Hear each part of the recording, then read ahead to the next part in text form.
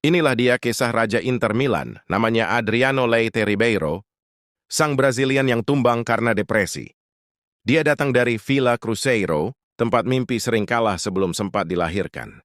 Di Brasil dia bukan cuma pemain bola, dia badai yang datang tanpa aba-aba.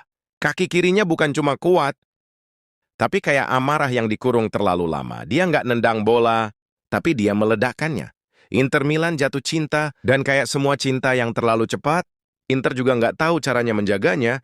Mereka pikir mereka beli striker, padahal yang datang itu monster gunung berapi, dan gunung selalu punya waktu meletus di San Siro. Adriano jadi monster. Bek Eropa pada waktu itu cuma bisa berdoa semoga dia lagi nggak mood. Setiap sentuhan, setiap tembakan kayak serangan dari dimensi lain, dia bukan cuma mencetak gol, dia menaklukkan hukum fisika. Waktu itu semua orang yakin, ini dia pewaris Ronaldo Nazario. Tapi yang nggak mereka lihat, dia adalah satu panggilan telepon yang mengubah segalanya. Pada tahun 2004, malam dingin di Italia, ayahnya meninggal di Brasil, dan dari situ semuanya berhenti. Kaki kirinya masih sama, tapi jiwanya retak halus.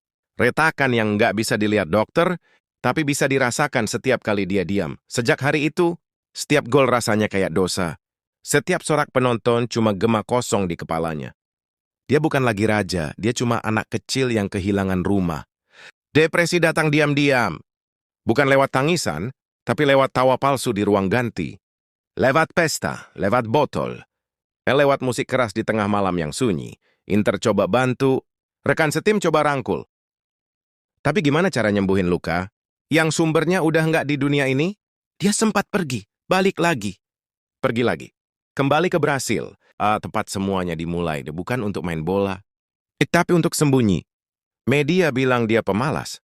Pelatih bilang dia kehilangan motivasi. Padahal yang hilang itu jiwanya. Dan gini lucunya hidup, bro. Kalau lu jatuh karena kaki, orang bakal tolongin. Tapi kalau lu jatuh karena hati, orang cuma nonton. Adriano akhirnya menghilang dari peta sepak bola.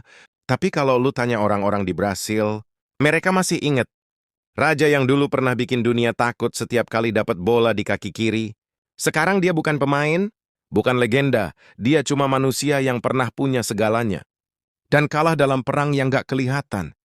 Dia bukan gagal, bro. Tapi dia cuma bukti kalau bahkan raja pun bisa kalah sama sepi. Intristi sejati pasti tahu sama legenda yang satu ini.